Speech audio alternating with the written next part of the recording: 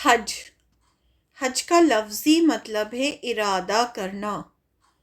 حج کے اصطلاحی میننگ ہے مخصوص، یعنی کچھ ڈیفینٹ افعال، یعنی کام، یعنی کسی خاص کام کی ادائیگی کے لیے مسجد حرام کی طرف سفر کا ارادہ کرنا، یہ حج کہلاتا ہے۔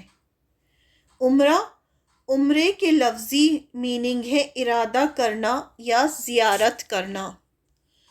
عمرے کا اصطلاحی میننگ ہے میقات سے احرام باندھ کر طواف بیت اللہ اور صفا مروہ کی سعی کرنا اور بال منڈوانا یا کٹوانا، یہ عمرہ ہوتا ہے۔ بیت اللہ یعنی اللہ کا گھر، خانہ کعبہ یعنی اللہ کا گھر خانہ کعبہ، جس کی تعمیر سب سے پہلے اللہ کے حکم سے فرشتوں کے ہاتھوں ہوئی۔ پھر جب نوح علیہ السلام کے زمانے میں طوفان آیا تو بیت اللہ کے آثار بھی مٹ گئے۔ طوفان نوح کے بعد اللہ تعالیٰ کے حکم سے سب سے پہلے ابراہیم علیہ السلام اور اسماعیل علیہ السلام نے بیت اللہ کی تعمیر کی۔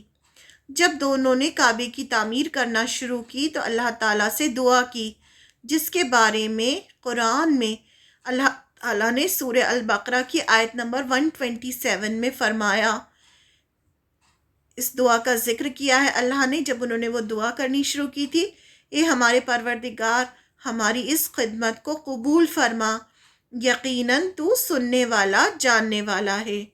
تو یہ دعا کی تھی، اس کا ذکر اللہ نے قرآن میں کیا ہے۔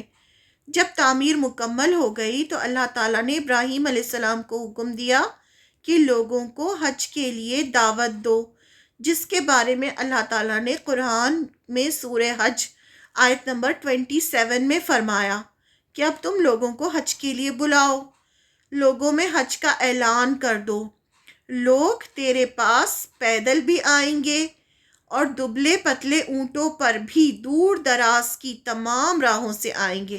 یہ بھی اللہ تعالیٰ نے پہلے ہی بتا دیا۔ پھر اسی طرح ہوا اور اس وقت سے جو سلسلہ شروع ہوا وہ آج بھی جاری ہے اور انشاءاللہ قیامت تک یہ سلسلہ جاری رہے گا۔ حج جو ہے وہ جاہلیت میں بھی ہوتا تھا، ہمیشہ سے حج ہوتا ہے، حالانکہ انہوں نے غلط طریقے سے حج کرنا شروع کر دیا تھا، اسلام نے آ کر اس کو صحیح کیا، لیکن حج جو تھا وہ ہمیشہ سے ہوتا تھا۔ مشرکین مکہ بھی حج کرتے تھے۔ آپ صلی اللہ علیہ وسلم پر حج کب فرض ہوا؟ 9 ہجری میں۔ حج 9 ہجری میں فرض ہوا، جس کے بعد آپ صلی اللہ علیہ وسلم نے حضرت ابوبکر صدیق رضی اللہ عنہ کو مکہ روانہ کیا تاکہ لوگوں کو حج کے مناسک بتا دیے جائیں۔ انہوں نے حج مناسک یعنی جیسے ارکان ہیں، جو بھی اس کے ریچولز ہیں، وہ سب سکھائے۔ انہوں نے حج کے دوران ہی اعلان کروایا کہ آج کے بعد کسی بھی مشرک کو حج کی اجازت نہیں، کیونکہ پہلے سب حج کرتے تھے اور نہ ہی کوئی ننگا ہو کر طواف کرے گا۔ پہلے لوگ ننگے ہو کر طواف کرتے تھے کہ یہ گناہ والے کپڑے ہیں، ان کپڑوں میں ہم اللہ کے سامنے کیسے طواف کر سکتے ہیں، تو بغیر کپڑوں کے کرتے تھے۔ تو پھر وہ منع کیا گیا کہ نہیں، اب کوئی بھی ننگا طواف نہیں کرے گا اور کوئی مشرک حج نہیں کرے گا۔ سورہ توبہ کی آیتیں نازل ہوئیں۔ پھر آئندہ سال یعنی 10 ہجری میں آپ صلی اللہ علیہ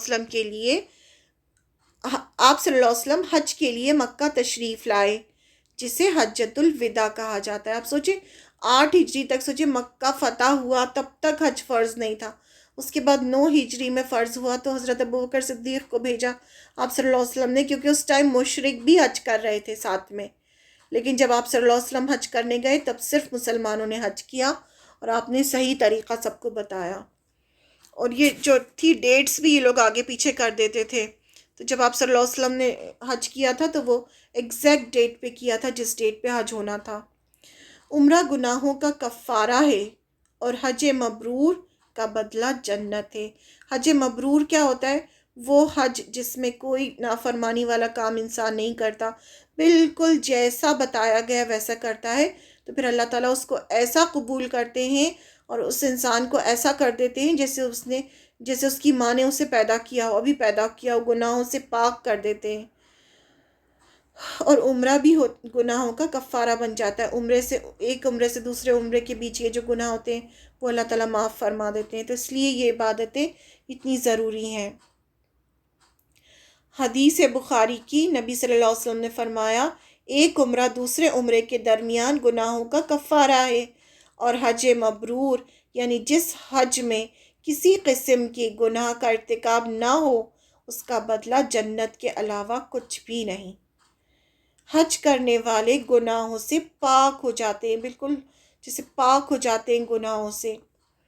پھر بخاری کی دوسری حدیث ہے، نبی صلی اللہ علیہ وسلم نے فرمایا جس نے حج کیا اور اس میں نہ عورتوں کے قریب گیا اور نہ ہی کوئی فسق اور فجور یعنی لڑائی جھگڑا کیا تو وہ اپنے گناہوں سے پاک صاف ہو کر اس دن کی طرح لوٹے گا جس دن اس کی ماں نے اسے جنا تھا. عورتوں، بچوں اور بوڑھوں کے لیے حج جہاد ہے، کیونکہ جہاد میں جاتے ہیں تو مشکل ہوتی ہے، تو ویسے ہی حج میں بھی مشکل ہوتی ہے تو ان کو جہاد کا ثواب ملتا ہے اگر وہ حج کر لیتے ہیں تو. اور اس میں جا کے یہ نہیں کہ انسان جو ہے وہ نیٹ پہ اپنے ہر کچھ دیکھنا شروع کر دے. تو یہ سب تو خود ہی انسان کو سمجھے کہ کوئی بھی ایسا کام نہیں کرنا اللہ کی نافرمانی کا. جب حج پہ جاتے ہیں کوئی ایسا کام نہیں کرنا، کیونکہ یہ ہم جو بھی حج پہ جاتا ہے وہ اللہ تعالیٰ کا خاص مہمان ہوتا ہے. خاص مہمان ہوتے ہیں، ہر کوئی حج نہیں کر سکتا جب تک اللہ تعالیٰ کی طرف سے بلاوا نہ آئے. اگر آپ حج کرنے جا رہے ہیں تو بہت بڑی بات ہے، اللہ کے مہمان ہیں آپ. تو وہاں پر اللہ کے مہمان ہوتے ہیں، فرشتے آپ کو واچ کر رہے ہیں کہ آپ کیا کر رہے ہیں، تو ہر چیز واچ ہوتی ہے. پھر بخاری کی حدیث ہے، حضرت عائشہ رضی اللہ عنہا نے نبی صلی اللہ علیہ وسلم سے عرض کیا کہ ہم بھی کیوں نہ آپ کے ساتھ جہاد اور غزووں میں جایا کریں. آپ صلی اللہ علیہ وسلم نے فرمایا تمہارے لیے سب سے اچھا اور مناسب جہاد حج ہے، ایسا حج جو مقبول ہو.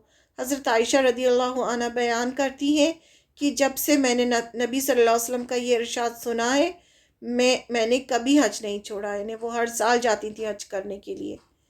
ہر صاحب استطاعت پر ہر حج فرض ہے، جس کے پاس مال ہو، جس کے پاس عقل ہو، جس کے پاس صحت ہو، جو راستے میں امن ہو، تو اس پر حج فرض ہے. ہمیں دیکھنا ہے کہ ہمارے اوپر حج فرض ہے یا نہیں. ہمیں خود اپنے بارے میں خود جائزہ لینا ہے کہ ہمارے اوپر فرض ہے یا نہیں.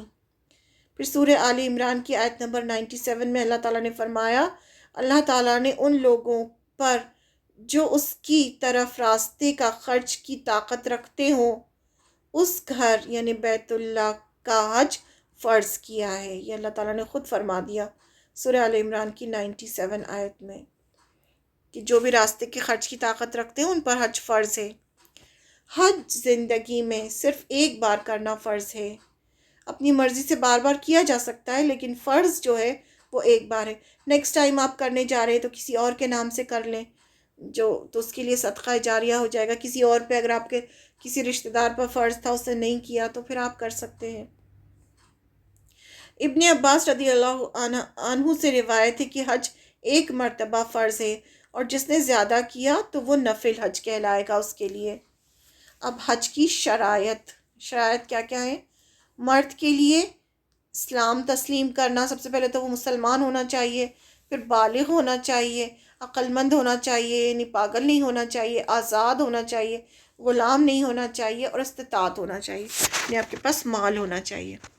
عورتوں کے لیے اسلام تسلیم کرنا، بالغ ہونا، عقل مند ہونا، آزاد ہونا، استطاعت ہونا، اور سب سے خاص جو شرط ہے وہ ہے محرم کے ساتھ ہونا اور عدت میں نہ ہونا. جب عدت چل رہی ہوتی ہے تب حج نہیں کیا جا سکتا، نہ عمرہ کرنے جا سکتے ہیں.